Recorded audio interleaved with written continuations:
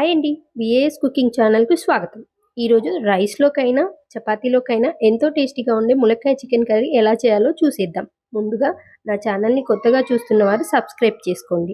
ఇప్పుడు మసాలా కోసం 4 లవంగాలు, దాల్చిన చెక్క, 2 ఇలాచి, 1 టేబుల్ స్పూన్ ధనియాలు, ఎండు కొబ్బరి, హాఫ్ టీ స్పూన్ గసాలు లో ఫ్లేమ్‌లో వేపుకొని కొన్ని వాటర్ పోసుకొని పేస్ట్ చేసుకొని పక్కనుంచుకోవాలి.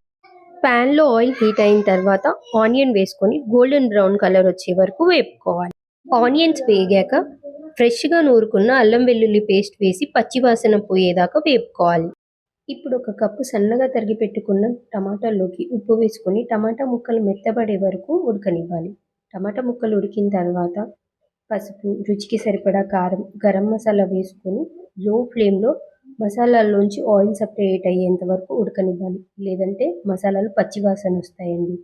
మసాలాలన్నీ వేగిన తర్వాత ఫ్రెష్గా కడిగి పెట్టుకున్న చికెన్ వేసి మసాలా మొత్తం చికెన్లో కలిసేలాగా కలుపుకొని 5 మినిట్స్ లో ఫ్లేమ్లో ఉంచాలి.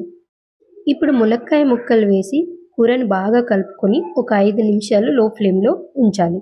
ఇప్పుడు మనం ముందుగానే గ్రైండ్ చేసుకున్న మసాలా పేస్ట్ వేసి మసాలా మొత్తం కూరకు బాగా పట్టేలాగా కలుపుకొని లో ఫ్లేమ్లో కర్రీలోంచి ఆయిల్ సపరేట్ అయ్యే వరకు ఫ్రై చేసుకోవాలి. కర్రీలోంచి ఆయిల్ సపరేట్ అయిన తర్వాత గ్రేవీకి సరిపడా వాటర్ పోసుకొని మంటను మీడియం ఫ్లేమ్లో అడ్జస్ట్ చేసుకొని కూరని 15-20 మినిట్స్ అలా మీడియం ఫ్లేమ్లోనే ఉడకనివ్వాలి. అలా సన్నని మంట మీద చికెన్ ముక్కలు ఉడుకుతుంటే మసాలాలన్నీ చికెన్ ముక్కలకు పట్టి మెత్తగా ఉడుకుతుందండి. అలా ఉడుకుతున్నప్పుడు వచ్చే వాసనతోని ఇల్లంతా గుమగుమలాడిపోతుంది. లాస్ట్లో కొత్తిమీర తరుగు వేసుకొని దింపుకోవడమే.